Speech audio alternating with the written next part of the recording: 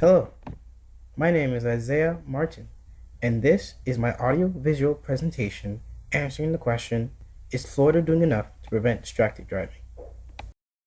In this audio-visual presentation, I will give my answer to the question, is Florida doing enough to prevent distracted driving, and provide reasons why I think so. First, some context. Question, what is distracted driving and why should I care? Distracted driving is doing anything which distracts you from driving. Distracted driving is normally depicted by texting, but can be other things such as eating, putting on makeup, and even talking on the phone. Distracted driving is not safe. In America, 394,477 people were either injured or killed due to distracted driving in 2015. Reducing distracted driving can help prevent more deaths. But let's get specific. Is Florida doing enough to prevent distracted driving? Introduction. Question. Why can Florida do more to limit distracted driving? Granted, Florida is ramping up its game, putting in place new legislation in order to prosecute distracted driving.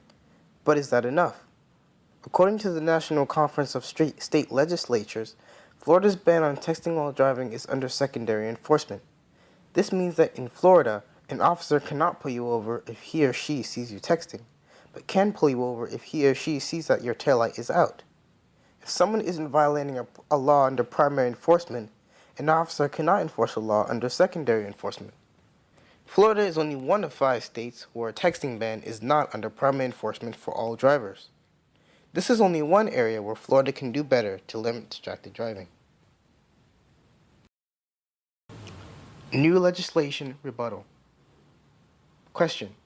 Isn't Florida's new legislation an example of an effective solution to the issue? Although Florida has already taken measures to limit distracted driving, their effectiveness is uncertain. A new bill, Senate Bill 144, changes the texting ban, upgrading it to primary enforcement. It would have taken effect on October 1st, 2017, but it died April 5th this year in Appropriations Subcommittee on Transportation, Tourism, and Economic Development. But even if the bill hadn't died, its effectiveness would still be uncertain. The state of Iowa's Senate made texting while driving a primary offense and moving violation in the 2014 session, but then they encountered an issue. How do you catch people? And after you caught them, how do you prove that they were in fact texting, especially when the person you're arresting contests the charge? And if you use the spotter technique, where 2 officers work together, how will that affect the manpower of the local police departments? Florida must address these issues when they eventually pass the legislation. These concerns by enforcement are echoed and supported by officials in Massachusetts. Executive Director of the Massachusetts Chief of Police Association, Wayne Sampson, expresses his frustration on enforcement techniques for texting bans. And I quote, "It's next to impossible to enforce. The reality is if someone's driving down the road and they're doing it down in their lap, you don't know what they're doing in their lap. Really, unless the kid is holding the phone up on the steering wheel and you drive by him, you can't see it. In Massachusetts, they're still allowed to use their cell phones. All they have to say is, 'Yeah, I was dialing the phone.' How do we know the difference? Without going and getting a search warrant, which our courts are not going to let us do for every car that we see with a driver with a cell phone in their hand. You have to have more in the way of probable cause than just that they had a cell phone in their hand." End quote.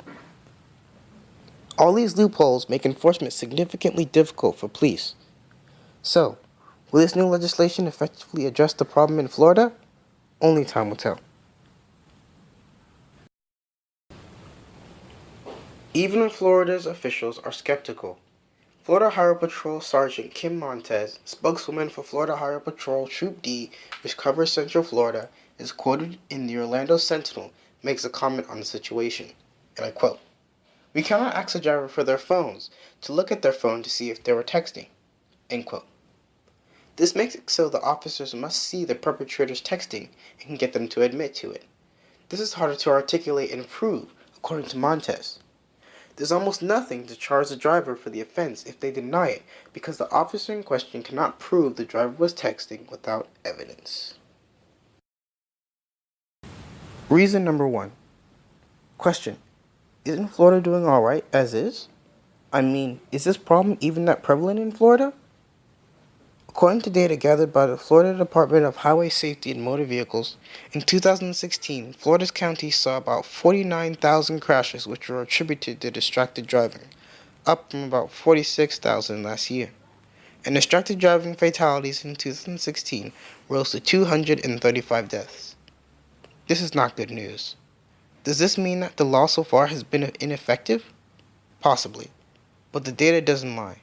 Florida can definitely do better to limit and stop these crashes and deaths at the hand of distracted driving. Question: if the texting laws were fixed, wouldn't that be enough to solve the problem? The texting ban is designed to prevent only a small section of distracted driving.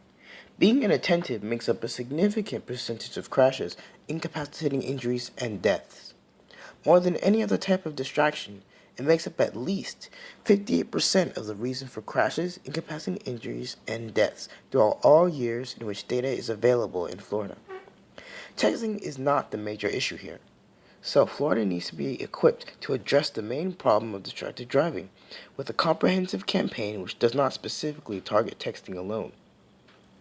Florida has worked on spreading the message though, with social media campaigns such as #FocusOnDrivingFlorida, which are designed to inform people and raise awareness. Reason number 2. Question: why is it so important that Florida takes steps to check distracted driving? Generally, all states can do more to limit distracted driving and maintain driver safety. But this is especially true for Florida because of Orlando. There is plenty of tourist activity in Orlando. In fact, Orlando boasted 66 million tourists in 2015. No doubt most of those tourists who are drivers are following their GPS, navigating unfamiliar roads, and engaging in other similar distracted driving. The county in Florida with the highest number of crashes in 2016 was Orange County, which Orlando is located in. And Orange County is also home to a myriad of major tourist attractions. Examples are Walt Disney World, Universal Orlando, International Drive, the Orlando Eye, Epcot, Magic Kingdom, Disney's Animal Kingdom, and SeaWorld, Orlando. With all these attractions drawing in millions of tourists from all around, it wouldn't surprise anyone that at least some of these individuals would be distracted enough to make a mistake on the road. Florida has a bigger responsibility to prevent distracted driving than most states because of this tourism. There is no doubt that Florida should crack down on distracted driving, if only to keep tourists and its own citizens safe in its major tourist areas. Conclusion. Question: what should Florida do now? And conclusion. To conclude, Florida can and should do more to prevent distracted driving. Florida is working on the issue, but there's still more to be done. Let's change the texting ban to a distracted driving ban to include other severe types of distraction. Let's bump the texting laws to primary enforcement so our officers can stop wrecks before they happen. And let's figure out a way to effectively enforce the law. Finally, let's start on the process of keeping our tourist areas safe. Let's #FocusOnDrivingFlorida to help make a safer Florida for all of us. This concludes the audio-visual presentation on distracted driving by Isaiah Martin. Thank you for listening, and this is the Works Cited page if you need more information.